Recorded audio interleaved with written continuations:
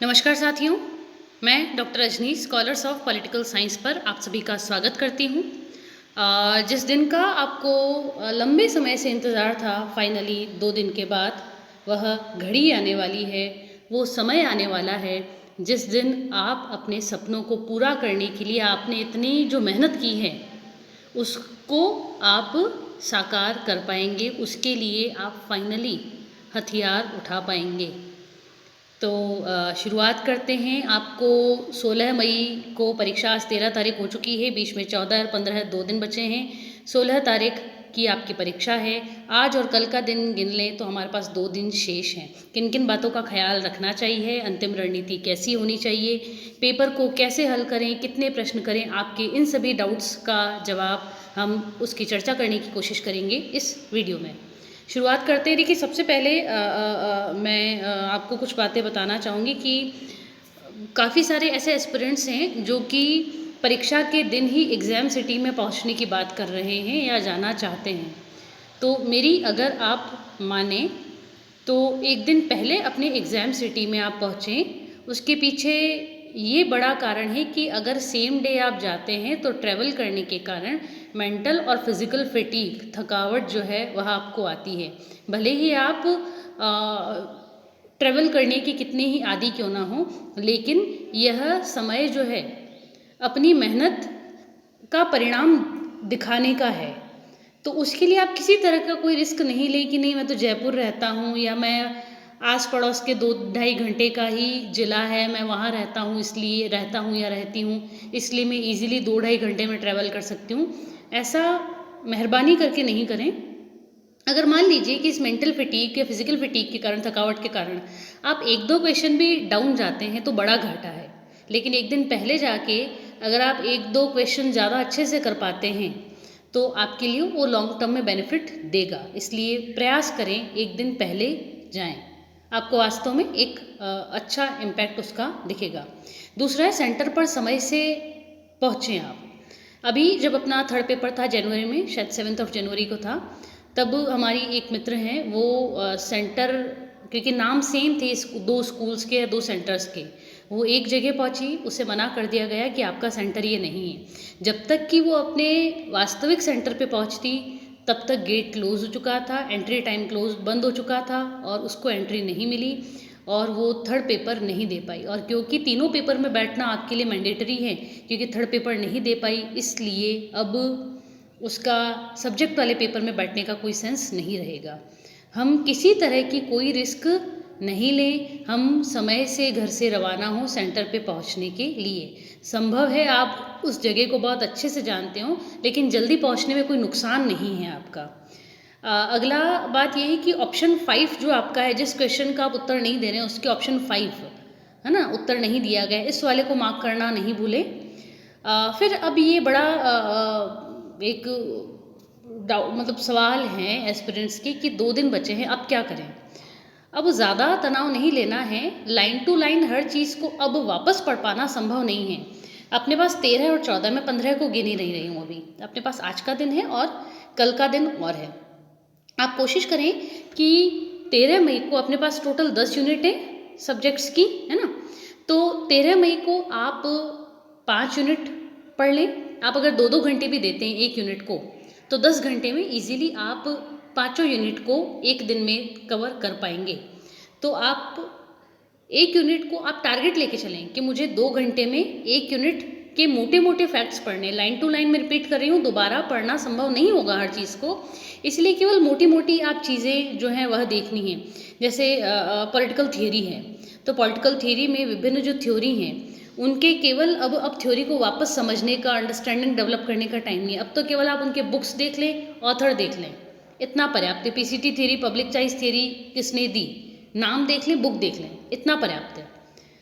तो ऐसे करके फिर नेक्स्ट 2 आवर्स 5-7 मिनट का ब्रेक ले सकते हैं बीच में। फिर नेक्स्ट 2 आवर्स जो उसमें आप पॉलिटिकल थॉट ले लें, वेस्टर्न थॉट ले लें कि मुझे वेस्टर्न थॉट की जो यूनिट है उसमें मोटे मोटे से स्टेटमेंट्स होंगे या फिर क्योंकि देखो थ्योरी किसने कौन सी दी अब ये हमको मालूम आ चुका है। अब हम या तो कंफ्यूज होते हैं स्टेटमेंट्स में या बुक्स के सीक्वेंस में, उनके ऑर्डर में। तो आप 2 घंटे में कोशिश करें वेस्टर्न थॉट के मोटे मोटे जो उनके ऐसे कोई स्टेटमेंट्स हैं जो हर बार हमको कंफ्यूज करते हैं, जैसे ईगल का कोई स्टेटमेंट हो गया, वो हमको कंफ्यूज करता है, या ग्रीन का कोई स्टेटमेंट है हमको कंफ्यूज करता है, या किसी और थिंकर का कोई स्टेटमेंट है वो हमको कंफ्यूज करता है। तो आप उनके स्टेटमेंट्स को एक बारी देख लें और उनकी जिन थिंकर्स की बुक्स के ऑर्डर में आपको, देखो कार्ल मार्क्स इम्पॉर्टेंट थिंकर हैं, उनकी बुक्स का ऑर्डर लगभग पूछा जाता है, तो जब पूछा ही जाता है तो उसको एक बार वापस आप देख लें, भले आपको आता हो लेकिन एक बार वापस आंखों से निकालने में कोई बुराई नहीं है। फिर IR ले सकते हैं कि IR में जो चीज़ें मुझे नहीं आ रही हैं या जिसमें मैं थोड़ा सी मिस कर, जैसे IR की थियरीज़ हैं, अप्रोचेज़ हैं, उनकी बुक, ऑथर या प्रपाउंडर, उसका प्रतिपादक कौन है और थ्योरी कौन सी है, इसमें जो मैच द फॉलोइंग है ना, मिलान करें वाला जब सवाल आता है तो संभवतः मैं कंफ्यूज होती हूँ। तो इस चीज़ को मैं एक बार देख लूँ कि कौन सा थिंकर है और थ्योरी कौन सी है, उसकी बुक कौन सी है, एक बार मोटे मोटे रूप से 2 घंटे में इस चीज़ को निपटा लें। ऐसे करके आप 2-2 घंटे में आप एक दिन में 5 यूनिट निपटाएं। 5 यूनिट का मतलब होता है आप पूरा पेपर निपटा रहे हो। एक अपने पास टोटल 2 पेपर है, पेपर 1 और पेपर 2, हर पेपर में 5-5 यूनिट है, मतलब एक दिन में आप एक पेपर आप रिवाइज कर रहे हैं मोटे मोटे रूप से। 15 मई को इसलिए मैंने नहीं गिना क्योंकि मैं मान के चल रही हूँ कि आप लोग अपनी इस परीक्षा को सीरियसली लेते हुए आप एक दिन पहले ही अपने एग्ज़ाम सिटी में पहुँचेंगे। ऐसा नहीं सोचें कि एक दिन पहले जाने से आपका टाइम वेस्ट होगा, इससे बेहतर तो है घर पे बैठ के एक दिन पहले आप बहुत अच्छे से रिवीजन कर लें। ऐसा कुछ नहीं है। आप वहाँ पर भी जा रहे हैं तो वहाँ रहकर भी आप अपने लिए आराम से 3-4 घंटे निकाल सकते हैं। आप शाम के टाइम पे ट्रैवल करें ताकि रात को पहुँचें, है ना। शाम को 5-6 बजे से आप रवाना हो सकते हैं और आराम से आप अपने जो भी डेस्टिनेशन है वहाँ आप पहुँच के बैठ सकते हैं आराम से। तो जहाँ चाहा वहाँ रहा। आप अगर सॉल्यूशन निकालना चाहें तो एक दिन पहले पहुँच सकते हैं। इसलिए मैंने 15 मई का जो दिन है उसमें केवल मैंने महत्वपूर्ण टॉपिक्स को रखा है। जैसे मान लीजिए कि मतदान व्यवहार है, तो मतदान व्यवहार और स्टेट पॉलिटी दोनों हमारे सिलेबस में है और राजस्थान में विधानसभा चुनाव हुए भी हैं, तो मान के चले इनमें से कोई ना कोई सवाल बैठेगा। अब सवाल बैठेगा तो ये महत्वपूर्ण टॉपिक हो गया। तो इस महत्वपूर्ण टॉपिक्स में से हम लोग ने क्या कर लिया कि 15 तारीख को हम केवल उन फैक्ट्स को देख रहे हैं। राजस्थान में मतदान व्यवहार सबसे ज़्यादा कहाँ हुआ, सबसे कम कहाँ हुआ, महिलाओं का कितना, पुरुषों का कितना, इस तरह से हमने उसको देखा। तो केवल महत्वपूर्ण टॉपिक्स जो है वही हम देखेंगे अपने इस पेपर में। और क्योंकि आपने इतनी पढ़ाई की है तो अब आपको थोड़ा नॉलेज हो चुका है कि कौन से टॉपिक्स ऐसे हैं जो महत्वपूर्ण हैं और जिनमें हम थोड़े से कमज़ोर पड़ते हैं। अब वो पेपर हल कैसे करना है इसको भी थोड़ा ध्यान में रखें कि पेपर हम लोग राउंड्स में सॉल्व करेंगे।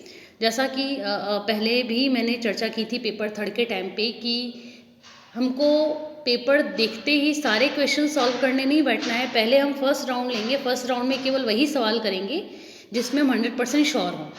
अब आप कितना जितना पेपर का लेवल होगा उसके हिसाब से हम कर पाएंगे। पेपर का लेवल अगर बहुत हाई हुआ, बहुत अच्छा हुआ, तो आप संभवतः फर्स्ट राउंड में आप 70 सवाल कर पाएंगे। इससे ज़्यादा सवाल हाई लेवल ऑफ पेपर में आप नहीं कर पाएंगे। अगर पेपर का लेवल थोड़ा मॉडरेट सा रहा तो आप 90 तक पहुंचेंगे। पेपर बहुत ज़्यादा ईजी होता है तो आप 100 या 110 के पार पहुंच जाएंगे। तो ये मैंने आपको कुछ क्लासिफिकेशन बताया है पेपर के लेवल के हिसाब से कि आप एवरेज कितना कर पाएंगे फर्स्ट राउंड में। सेकंड राउंड में हम केवल उन्हीं प्रश्नों को छेड़ेंगे, उन्हीं प्रश्नों को हम सॉल्व करने की कोशिश करेंगे जिनमें हमको 2 में डाउट है।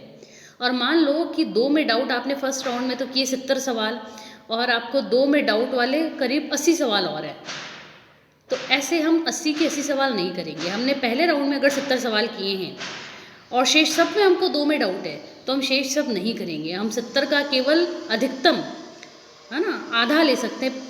35 सवाल पे आप और रिस्क ले सकते हो, इससे ज़्यादा नहीं। भले आपको सब में 2-2 में डाउट है लेकिन हम सब नहीं करेंगे।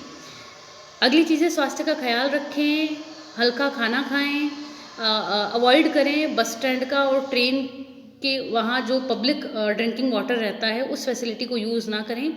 फूड पॉइजनिंग से बचना है और जितना आप फिज़िकली फिट रहेंगे उतना मेंटली फिट रहेंगे और मेंटली जितना अच्छे फिट रहेंगे उतना ही अच्छा आपका परफॉर्मेंस हो पाएगा। दूसरा चीज़ ये है कि अपनी दवाइयाँ सेंटर पर साथ ले जाएं। दवाइयाँ लेने से कोई मना नहीं करता है। मैं खुद भी अपनी दवाई लेके गई थी। अपनी दवाई इन द सेंस की पॉसिबल है कि कुछ लोगों को माइग्रेन हो या कुछ लोग थोड़ा सी हड़बड़ा जाते हों पेपर को टफ देखते ही, इसलिए आप एक हेडेक की मेडिसिन ज़रूर लेके जाएं। आपको जैसे ही लगता है कि पेपर थोड़ा अप एंड डाउन हो रहा है, मुझे दिमाग को थोड़ा तेज़ी से दौड़ाने की ज़रूरत लगती है, गोली खा लो। सिर दर्द नहीं हो रहा है तो भी खा लो, दिमाग थोड़ा ज़्यादा अच्छे से आपका चलने लगता है।